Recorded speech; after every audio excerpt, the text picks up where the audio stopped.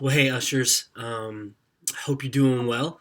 My name is Eric Clark, if you don't know. I'm one of the guys on staff, and I work right now alongside Craig King, Teresa Reed, and Sandy Moore as we kind of work through this transition of guest services oversight on staff. And so it's Usher Week, hence this video. And so we wanted to just kind of cover some things with you, hopefully in a video less than about 15 minutes. Just want to say thanks because our intent in the months ahead really is that we've decided that each month we want to take each week and dedicate it to a certain team of guest services. And so this week is our week dedicated to ushers. And so we're going to be focusing on all things ushers, among many things, just saying thank you. It's been incredible. I mean, we're, I think almost 2 months since we've switched service times, and it's been an incredible season of everybody coming back to the morning, a lot of teams remeshing, a lot of energy both on our servant leader teams and across our fellowship with our people. And so, as we've been kind of observing and looking through, we just really wanted to say thank you because of all the extra care that our guest services teams are paying attention, whether it's a first-time visitor or a tenured attender. I mean, we've heard and witnessed things, some from other people, some from your team. And as an usher team, man, I just want to say thank you on behalf of Teresa, Sandy, and myself. I just want to say thank you for all that you've done in helping people find a seat, because ultimately we want to create a culture of community and connection, and that effort really is enriched by each one of you as ushers guiding souls, people, with a smile, with clarity, with good tones, with grace, because we know that every open seat in our main auditorium or our venues, really, every seat on the inside that's empty represents a person excluded possibly on the outside. So really what you guys do, the why behind getting people seated so they can experience Jesus, is incredibly important. And we just want to say as a team, thank you, thank you, thank you for all that you've done.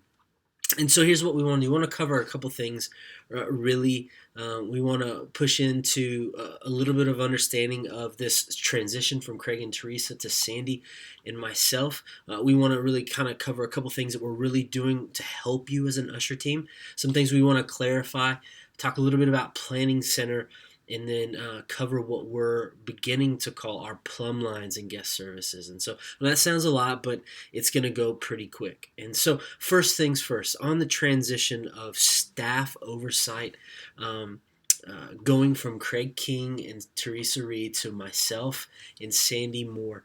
Ultimately, as us as a staff, as we've been thinking about us as a church and going multi-site and growing bigger, as we begin to have those conversations and talk to some of you, guest services folks, it just seemed like the Lord was leading, and it was wise to take guest services, which really is the first people on our campus that get to interact with new visitors, and really put that effort in the ministry area that I oversee right now, which is called assimilation and mobilization. And that's kind of a fancy term of what we do in our next steps in our membership and helping train servant leaders and getting them plugged in either to areas of service or or groups here at Stonegate. And so the thought is bringing it underneath this leadership is going, we're working on helping people from the parking space to our auditorium, to engaging in the life of this place.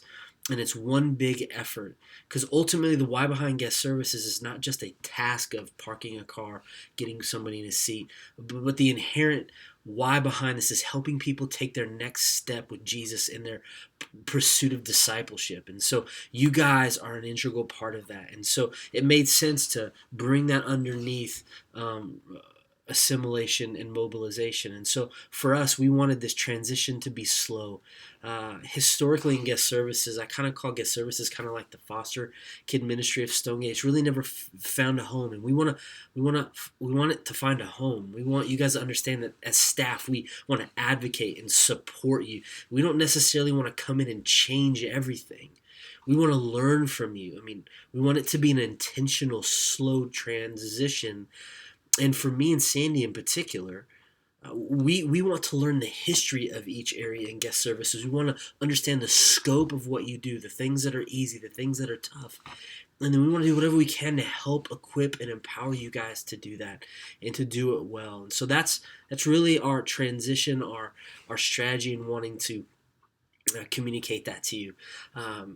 So hopefully that'll be helpful and add some clarity to that.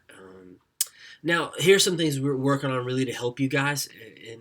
And the first is this, is that we, in last staff meeting, I put forth an idea of beginning a conversation between kids ministry, our communications team, and the teaching team to really begin an initiative to educate our people about our kids ministry in particular, because a lot of people are coming to Stonegate who are coming from traditions, other churches that don't have kids ministry, so they bring their kids into the service. It's distracting, among other distractions, and we want to try to help make your job easier so that you're not always having to mitigate a bunch of distractions in kids. And so I just wanted to let you know it's kind of in its beginning stages, but we're working on a plan going forward that will help really alleviate some of the issues that you guys might have to deal with because of distractions, namely kids in service that could be in our kids ministry. And so because ultimately for us, we want to equip and empower you so that you can, through disarming dialogue, not harsh dialogue, really that arms people. We want to empower you so that you can have good disarming conversations with people, and we want as a staff to really support you and lead out in that so that you guys aren't on an island by yourself. And in that, thanks for the willingness to serve in an area that often requires difficult conversations. I know that's not the easiest thing to do, and I want you to know that as a staff, we know that. We're working to try to help and support you guys in that. We're also working to be able to clearly mark out handicap seats. We've had some folks lately who've been confused on that. We want to help you guys out so that it's easy for people to be directed there. If you're one of the ushers who works in Stonegate North at the 10:30 hour, or you're interested in that, really the offering baskets went MIA last week. We couldn't find them, so we had to improvise. Great job on that, Stonegate North team. But going forward, we found them. And so going forward, we have a brand new kind of rolling coffee cart over there that we use on Sunday. It has a cabinet underneath that. And so we will have those offering baskets in that cabinet. So whether you're getting them or putting them away, please put them there so that we can always know that that's where it's going to be. So some other things that we really want to kind of invite you to clarify. One of the things that the greeting team has done is we've kind of begun a time called Connect Time, and Connect Time really, we started doing this with the greeters when we switched service times back in August. And really, what we do in this time is we gather together. We go over any need to knows, we go over any points of emphasis, and then we pray together because we understand that doing what we do, biblical hospitality, is an inherently spiritual task. And so we want to ask God for help. And so we get together, we go, hey, what's going on the campus? What are need to knows? Here's some points of emphasis. And then let's pray together and ask God to use us in the lives of people. And so we meet in the guest services green room that you guys are welcome to come in and get snacks, treats, and some coffee or refreshments. It's what used to be the worship and tech arts green room across from the prayer room. And so we meet twice. And so here's the times. If you as an usher team would join us, we'd be honored to have you guys with us as we go over that stuff. And so if you serve at the 9 o'clock, we meet as a group from 8:15 to 8:30, just 15 minutes, no more than that, and that's for if you serve at the 9 o'clock. Now, what we've done for convenience sake is that if you serve at the 10:30 or at the noon hour, we meet all together um, at 10 o'clock to 10:15 and to do that same thing. And so, man, we'd love for you guys as an Usher team to come meet with us, but ultimately check with some of your leaders, Kevin McCallum and Matthew, about if that's the direction you want to go. We've got plenty of space for you guys to come in and hang out. It'd be a sweet, sweet time. Um, an area to kind of focus on that's really important, for you guys, something that you guys are going to deal with more and more as we kind of see the trends of people coming.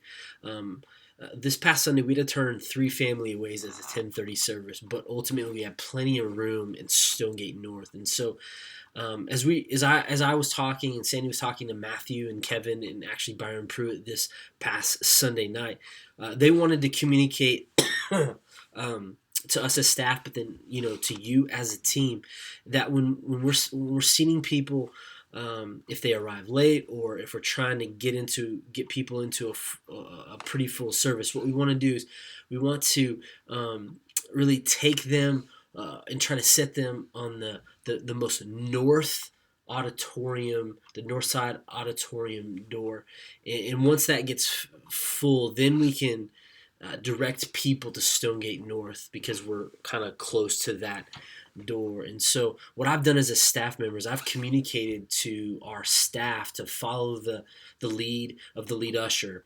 And so when you guys determine that a venue is full, that main venue is full, what we want to do is we want to help people who either need a seat or then arrive later. We want to direct them to Stonegate North. We want to take them by hand, take them side by side all the way over there. If we can, if it's not feasible, we can point in one of those situations. But also what we've tried to do is we've tried to encourage our greeters to be ready to help. And so if you can find a greeter and have them take them over to Stonegate North, that'd be great. That's why we're working in our greeter team to have 2 greeters per door. And so ultimately, we want to also cross-train our greeters so they can know how to usher as well. So, man, that's a lot of information. Kind of going a little bit longer than I wanted. I just want to kind of, hit these high points. And if you had any questions, you could talk to Kevin or you could email me, Eric@StonegateFellowship.com. Really, two more things. I wanted to just let you guys in on how much Planning Center helps us as staff. So when we're trying to coordinate and schedule people for a weekend, when we look at the course of, and right now it's about 180, 190 people that are on the guest services role over the 4 different teams. When we're trying to coordinate all that, it can be kind of a difficult endeavor. And so really Planning Center is a tool that helps us just contact and schedule you guys. And I know that sometimes working with computers and technology can be difficult and it's frustrating and whatnot. But if you see it from our perspective, we send out an assignment, and if we get it back, it helps us make adjustments before Sunday morning if we know we're going to be short. And so what we've done now is that we've begun to schedule everybody every week. And so what you can do in Planning Centers, you can actually log in and block out the dates that you can't serve or you're going to be on vacation. And so when that schedule is about to be sent out, if you've blocked out that date, you won't receive a scheduling assignment. And so please, we don't want to force. I'm not a guy that's big forcing on people. And so we're not going to force. But man, it would incredibly help us as staff as we try to coordinate a gigantic pool of servant leaders to get them assigned. And so if you have any questions or you're like, you know what, I've not been using it, I just don't know how to use it, email me or Sandy, Eric@StonegateFellowship.com or Sandy@StonegateFellowship.com, and we will do whatever we can to help train you to get you familiar with that as well. And so thank you so much for really just in preparation for you helping us out through Planning Center as well. Also, if you guys could check in, I know sometimes, again, check-in can be difficult, but it helps us when you guys check in. And if you're doing that, thank you. Because those metrics are not just so that we can have name tags, but it helps us make decisions down the line when we have great metrics.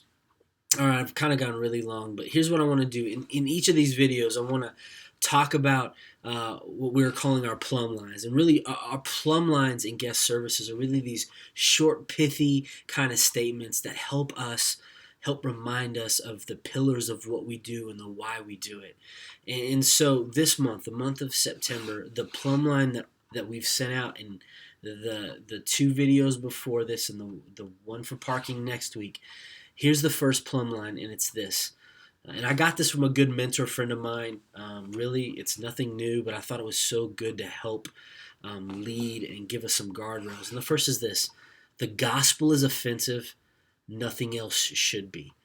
And so as we welcome people onto our campus, we want to, as a guest service team, work diligently and strategically to remove any hurdle or any offense that would give people a reason or justification really to bail on Jesus. Now, there are a lot of things that are out of our control, but there are some things that we can faithfully do to eliminate those hurdles, to eliminate those distractions or those potential roadblocks for people. Because in a world where the gospel message of you are a broken sinner, that you have a broken soul that causes a disconnect from Jesus, and you need him to rescue and to save you. That's an offensive message for our culture. And so if we're communicating that from the pulpit, what we want to do is trust God to move a heart in that, but eliminate any other offense that we can in and of our own strength with the heart of God, please work in their souls. So the way that we sit people, the tones of voices that we use, the way that we try to empathize and put ourselves in their position, and all those things, especially in your role as ushers, it's a difficult deal to be able to do that because sometimes people just don't listen. And so we want to use common sense and grace and clarity. And you guys are doing that by and large, but ultimately the gospel's offensive, so nothing else should be. And that's kind of our first plumb line that we wanted to reinforce. Again, thanks for sticking with me through a long video. May you guys are valued. We're thankful for what you do. It's not an easy role, but a very sacred role as you guys, through smiles, literally guide souls to seats with really a smile, clarity, and grace. That's what you guys do, because the reality is that every empty seat in a venue on the inside represents a person that's excluded, possibly on the outside. So what you guys do and why you guys do it is so, so amazing. So thank you again. Hopefully it's not cliche. Hopefully you can hear our team's heart, my heart through this. Thank you guys for all that you do. And see you Sunday.